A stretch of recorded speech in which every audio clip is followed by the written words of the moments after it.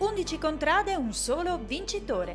La 20ª edizione del Palio del Vecchio Mercato di Montebelluna se l'è aggiudicata Pederiva, con un tempo da record, dietro Mercato Vecchio e Biadene. Ma la vittoria va anche alla città di Montebelluna, che con l'Europalio continua a dialogare con mezza Europa. Sentiamo l'emozione a caldo del sindaco Laura Puppato e dell'assessore Edo Cornuda. Sono manifestazioni che toccano davvero una universalità di punti, perché parliamo di storia, di rievocazione storica.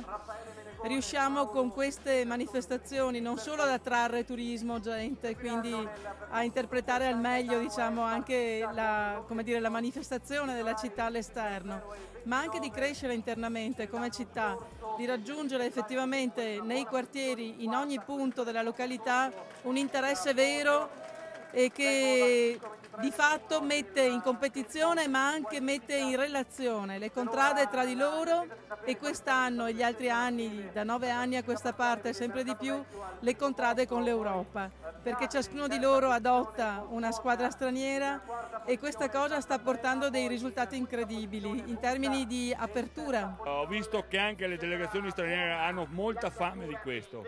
Credono dei rapporti fatti di base di gente, e allora noi cerchiamo di accontentarli anche in questo. Su per la salita verso Mercato Vecchio ogni squadra spingeva il carro della contrada, che a sua volta trasportava prodotti della tradizione locale. Una volta, in tempi che fu, a Caonara c'era una notaria, loro hanno il formaggio. Guarda aveva una delle prime filande, allora hanno i tessuti. Contea ha invece i fiori, perché lì si pensava che ci fossero i fiori. Pederiva aveva un forno vecchio e lì abbiamo fatto il pane. E Pederiva con il suo pane ha vinto per la 9ª volta il Palio, in un'edizione che per il presidente Simone Martignago passerà alla storia. Centinaia di volontari, non potremo mai dimenticare di ringraziarli, perché senza di loro il Palio non potrebbe essere fatto. Andiamo da tutti quelli che collaborano proprio all'interno dell'ente Palio alle contrade. Basti pensare che solo oggi nella sfilata storica ci sono dalle 1000-1100 persone che sfilavano, quindi è un grosso movimento, c'è una città in fibrillazione, diciamo. Tanti volontari quindi da ringraziare e protagonisti ogni settimana nelle piazze della Marca trevigiana, come sottolinea lo stesso Giampaolo Dozzo. In provincia di Treviso di questo tipo di volontariato ce ne sono tantissimi, non per niente siamo la prima provincia in Italia per quanto riguarda il volontariato.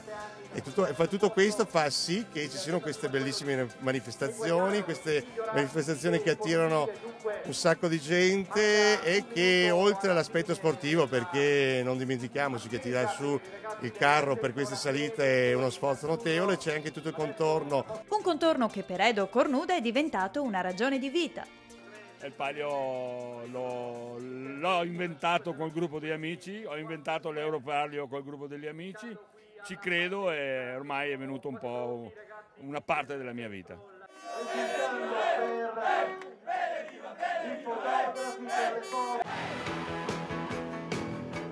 Rientriamo in questo studio ideale dedicato al Forum Spumanti d'Italia.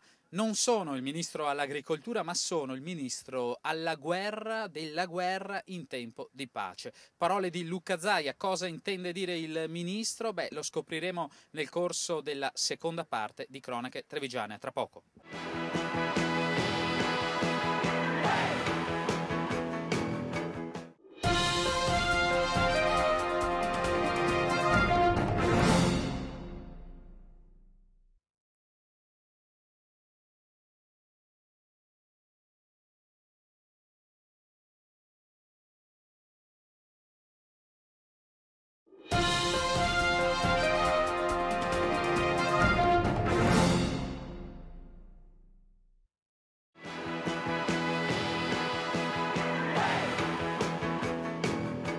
Rientriamo in questo studio ideale da Villa dei Cedri, Valdobbiadene, Forum Spumanti d'Italia. Siamo con Leonardo Muraro, presidente di Provincia di Treviso, la provincia più agricola di qualità non solo d'Italia, forse potremmo osare di dire del mondo, presidente. È più agricola, con maggior numero di aziende agricole, ma soprattutto con il maggior numero di prodotti di qualità che garantiscono il consumatore. Oggi siamo in questa splendida villa di Cedri a Valdobbiadene, nel cuore del Cartizza, del Prosecco, dello spumante, che con i suoi 57 milioni di bottiglie rappresenta un'economia importantissima per tutta l'area è anche una filiera di garanzia per i consumatori, in quanto il tutto parte da una scuola enologica dove prepariamo tecnici, prepariamo dottorati, perché abbiamo anche corsi universitari che poi attraverso la propria professionalità producono questo meraviglioso spumante e questi meravigliosi vini. È un grande abbinamento per tutto il territorio. E oggi è l'occasione anche per conclamare la riuscita del progetto Prosecco. Lo ricordiamo, il Prosecco ora è tutelato come nome, è il vino, è il territorio, un territorio specifico DOC o DOCG, il vitigno invece si chiama Glera, non più Prosecco, e quindi in tutto il mondo possono produrre Glera, solo da noi il Prosecco. Ma questa è una garanzia proprio per le aziende, la DOCG io credo rappresenta una garanzia per le aziende di quest'area, di tutta l'area di Valdobbiadene e Conegliano. Noi dobbiamo legare sempre più il vino al territorio e questo ci dà l'opportunità attraverso il Glera, questa bardella di produzione del vino, di legare e fare quello che è stato fatto un po' con il Tokai, che ha fatto l'Ungheria col Tokai. È una garanzia, lo ripeto, per i produttori, per le aziende e soprattutto è anche una garanzia per i consumatori, perché bere prodotti di Valdobbiadene e Conegliano significa bere prodotti di qualità. Io la ringrazio per questo intervento e questo consiglio, quindi consumate prodotti trevigiani, prodotti del Veneto. Ci fermiamo qui, tra poco degli altri interventi, aspettando le conclusioni del ministro Luca Zaia.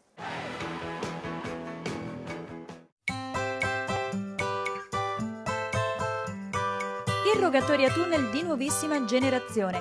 Ecco la tecnologia messa in campo dal Consorzio Provinciale per la Difesa delle Attività Agricole dalle Avversità, in una giornata dimostrativa in cui i tecnici del Codi TV si sono trasformati in docenti, tenendo una speciale lezione sul campo a circa 300 agricoltori. Ai nostri microfoni Oddino Bin. Abbiamo presentato una macchina innovativa che rispetto alle precedenti, questa come anche altre di altre marche, hanno la capacità di recuperare quel prodotto che la vegetazione non intercetta, cioè quello che non si ferma sulla vegetazione ritorna all'interno del serbatoio e viene riutilizzato. Teniamo conto che questa macchina rispetto alle macchine all'atomizzatore tradizionale consuma circa la metà di fitofarmaci, quindi sul piano economico e sul piano ambientale, non ultimo, nel rispetto dell'operatore, di chi appunto lavora in azienda, credo sia un vantaggio non da poco. Nuovi trattamenti fitosanitari, mirati, efficaci e sicuri per l'ambiente e gli operatori. Una nuova tecnologia, quella degli atomizzatori, estremamente versatile, utilizzabile sia con i vigneti che con i frutteti coltivati a spalliera. Un grande passo in avanti. La pensa così anche il presidente del Consorzio Agrario di Treviso e Belluno, che ha collaborato all'organizzazione di questa lezione en plein air. Noi come Consorzio Agrario, in collaborazione con i tecnici preparati del Codi TV, del Consorzio di Difesa, abbiamo il coraggio di presentare e credere a queste macchine innovative, io le chiamo, le definisco di ultima generazione, per far sì, proprio per avere un domani, già che stiamo parlando di giorni di filiera, di prodotti sani al consumatore, eccetera, eccetera, però anche l'impatto ambientale e la salute del cittadino viene dopo aver utilizzato queste macchine. Questo per me è il futuro. Un futuro che si basa sulla gestione attenta del presente e sull'utilizzo di mezzi all'avanguardia, capaci di abbattere i costi di produzione e di salvaguardare l'ambiente. Codi TV è anche questo, la tecnologia e l'innovazione a sostegno e tutela dell'impresa agricola del domani.